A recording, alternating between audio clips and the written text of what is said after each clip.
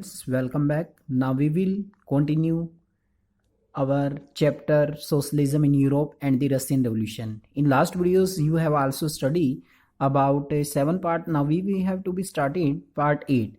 What changes after October? यानी कि अक्टूबर के बाद क्या क्या चेंजेस आपको देखने को मिले रसिया के अंदर।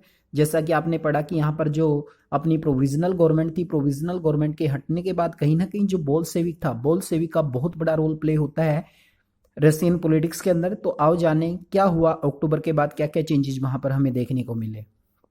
दी Bolshevik were totally oppose to private property, most industries and bank were nationalise in November 1917। That is most important point.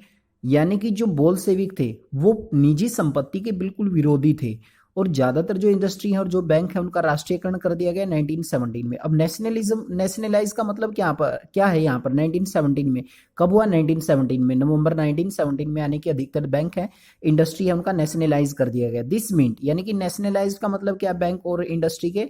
This means that the government took over ownership and management. इसका मतलब यह है कि सरकार ने उनके ऊपर अपना अधिकार कर लिया, उनका प्रबंधन अब सरकार करेगी। ये सारे का सारा इसी को बोलते हैं नेशनलाइज। यानी कि जो बैंक थे और एक तरह से हम इंडस्ट्री की बात करें तो ज्यादातर गवर्नमेंट ने अपने अंडर में ले ली कंप्लीट रूप से। Land was declare social property and peasant were allowed to seize the land of the nobility. कहते कि जो भूमि थी, भूमि को सामाजिक संपत्ति घोषित कर दिया गया। जो पीजेंट्स थे, बेचारे गरीब किसान थे जिनके पास संपत्ति नहीं थी, उन्हें कह दिया गया कि आप नोबिलिटी की जो भूमि है उसके ऊपर आप अपना अधिकार कर सकते हैं, अपने कब्जे में ले सकते हैं।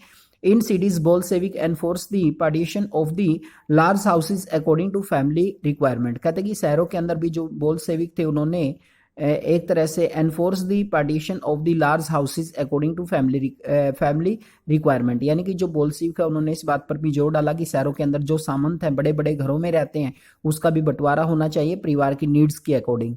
दे band the use of old title of aristocracy. कहते कि जो पहले ओल्ड टाइटल यूज किए जाते थे निरंकुश शासन के दौरान, उनके ऊपर बैन लगा दिया गया कंप्लीट रूप से। To assist the change new uniform were design for army and officials. That is most important point that you may have to be outline. कहते कि जो आर्मी है उसके लिए एक नई यूनिफॉर्म डिजाइन की गई, ऑफिशियल जो अधिकारी थे उनके लिए एक नई यूनिफॉर्म डिजाइन की गई। फॉलोइंग ए क्लोथिंग कॉम्पिटिशन ऑर्गेनाइज इन 1918। और इस बात को लेकर एक कपड़ों का कंपटीशन भी कराया गया। कब कराया गया? 1918 में। When the Soviet hat, Soviet जो हैट है ये आप लोग देख रहे हैं यहाँ पर, ये सोवियत हैट है जो पहनी हुई है। इसको अगर हम बात करें रशियन लैंग्वेज में से बुडनका के नाम से जानते हैं, बुडोनका के नाम से इसको जाना जाता है। क्या है ये? Soviet hat. सोवियत हैट को यहाँ पर चूज किया गया। यानी कि जो कंपटीशन था, इस कंपटीशन में सोवियत हैट, जो ये सोल्जर दिखाई दे रहा है आपको, जो सोवियत हैट डाली हुई, that is also choose in this competition. इस कंपटीशन में चूज की गई। तो these are the changes that we have to be seen after October 1917। अक्टूबर 1917 के बाद आप लोगों को जो चेंजेस यहाँ पर देखने को मिले रूस में, these are the most important paragraph, you must have to be read carefully. The Bolshevik party was rename. और क्या क्या चेंज हुए देखो, बोल्शेविक जो पार्टी थी उसका नाम बदल दिया गया। क्या नाम रखा उसका? Russian communist party. That is most important. Bolshevik party का ही नाम था क्या? रशियन कम्युनिस्ट पार्टी रखा गया, नाम चेंज कर दिया गया। In November 1917 the Bolshevik conduct a election to the constituent assembly but they fail to gain majority support. कहते कि एक चुनाव भी कराए गए इस विधानसभा के, लेकिन जो बोल्शेविक थे उनको मेजोरिटी नहीं मिली।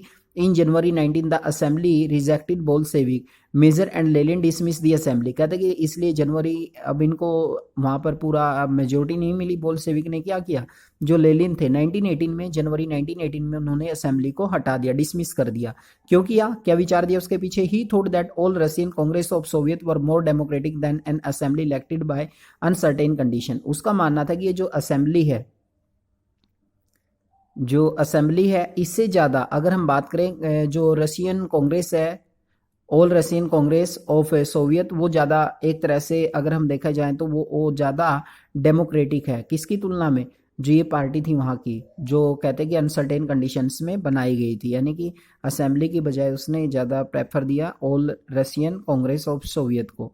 इन March 1918 despite despotism by their political allies the Bolshevik made peace with Germany. The Brest Litovsk नामक एक संधि हुई थी जिसके तहत यानी कि रूस ने जर्मन के साथ एक समझौता कर लिया। In the year that followed the Bolshevik become the only party to participate in election to the All Russian Congress of Soviet which become the parliament of the country। कहते कि उसके बाद ऑल रशियन जो कांग्रेस है, विच become the parliament of the country, जो यानी कि parliament बनी कंट्री की, Russian become Russia become a one party state, इस तरह से रसिया एक पार्टी वाला स्टेट बन चुका था। ट्रेड यूनियन वर केप्ट अंडर पार्टी कंट्रोल, जो भी व्यापार संघ होते थे वो कंट्रोल में रहते थे एक तरह से सरकार के ही। द सीक्रेट पुलिस, अब सीक्रेट पुलिस थी जिसे हम चेखा के नाम से, कोल्डी चेखा, पहले से चेखा कहते थे, एंड लेटर OGPU के नाम से एंड NKVD के नाम से इसको जाना गया। ये एक सीक्रेट पुलिस थी। What are the name of the secret police of Russia? Cheka, पहले से चेखा के नाम से, फिर OGPU के नाम से, फिर NKVD के नाम से इसको जाना जाता था। क्या नाम था इस सीक्रेट पुलिस का, क्या काम था इसका? Punish those who criticise the Bolshevik, कहते हैं कि उन लोगों को सजा देती थी जो बोल्शेविक की आलोचना करते थे। Many young writer and artist rallied on the party because it stood socialism and for change, कहते हैं कि बहुत सारे जो युवा कलाकार थे, लेखक थे, वो इस पार्टी का फेवर करते थे क्योंकि ये समाजवाद का समर्थन करती थी और कहीं ना कहीं सामाजिक व्यवस्थाएं उसमें बदलाव लाना चाहती थी। After October 1917 this led an experiment to the art and architect but many become digitalism because of the censorship of the party encourage, कहते हैं कि जब पार्टी ने यानी कि सेंसरशिप, जो खबरें छापी जाती थी उसके ऊपर रोक लगा दी, तो इस पार्टी के कारण मतलब काफी लोग हैं वो इससे निराश हुए और काफी लोगों ने इस पार्टी को छोड़ दिया था। That is the most important paragraph. What changes after 1917, that question have to be put, what is the name of the Russian head, that you must have to be remember, and you have to be remember what is the rename Russian communist party, Bolshevik party को क्या नाम दिया गया? Russian communist party नाम दिया गया। That is most important question. What is the secret police, what are the name, first Cheka के नाम से, बाद में OGPU के नाम से, NKVD के नाम से। और अगर हम बात करें यहाँ पर क्या काम था इनका, जो भी बोल्शेविक को एक तरह से क्रिटिसाइज करती थी उनको सजा देने का काम करती थी। That is most important party that have to be play an important role. Okay student, now let's continue the next point, the civil war. Civil war का मतलब होता है गृह युद्ध, यानी कि अब रसिया के अंदर ही कुछ डिस्प्यूट पैदा हो जाते हैं। जैसा कि अब आपने देखा कि जो पीजेंट्स है, पीजेंट्स ने यानी कि जो सामंत होते थे, उनके जो नोबिलिटी होते थे, जमींदार होते थे, उनकी भूमि पर इन्होंने अपना कब्जा कर लिया, तो वहां पर गृह युद्ध हो जाते हैं आपस में ही, यानी कि देश के लोग आपस में डिस्प्यूट करते हैं। किस तरीके के वो गृह युद्ध हमें देखने को मिले? Let's continue the civil war. When the Bolshevik order land redistribution the Russian army began to break up, कहते हैं कि जैसे ही बोल्शेविक ने आदेश दिया भूमि के दोबारा वितरण करने का, जो रशियन आर्मी थी वो टूटने लगी। अब रशियन आर्मी में जो लोग काम करते थे अब उनको भी लगने लगा भाई हम भी आर्मी को छोड़कर चले जाते, क्योंकि उन दिनों में आर्मी में जॉब करना बड़ा डिफिकल्ट माना जाता था। तो आर्मी की जॉब छोड़कर वो भी अपने गाँव जाने लगे, ताकि क्योंकि उनको भी पता था कि उनको भी भूमि वितरित होने वाली है।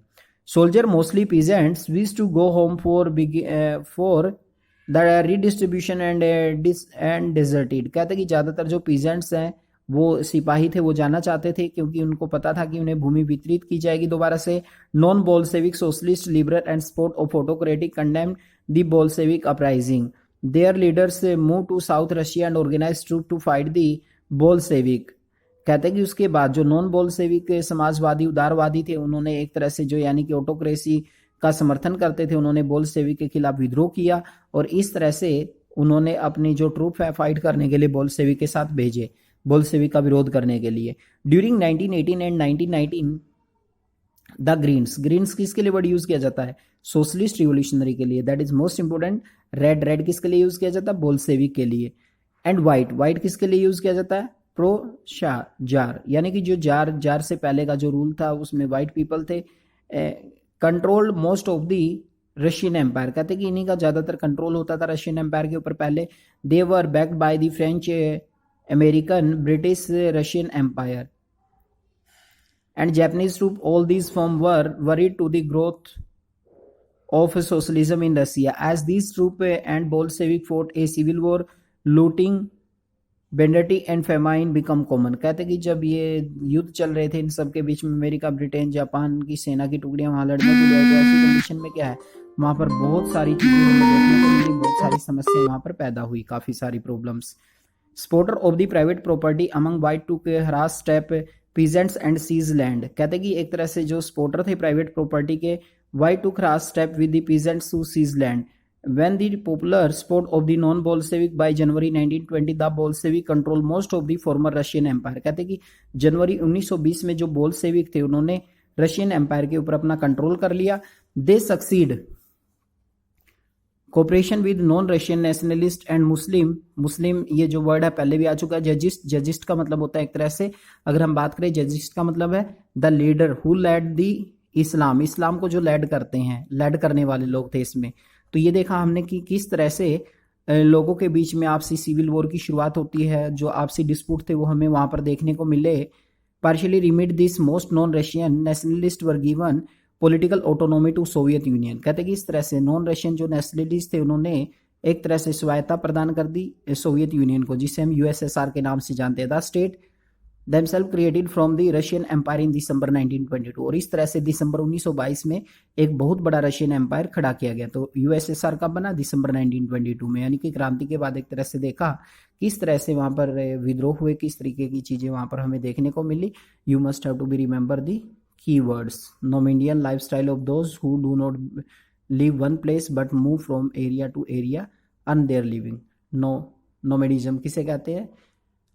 जो लोग एक स्थान पर नहीं रहते, अपनी भोजन की तलाश में इधर उधर घूमते रहते हैं।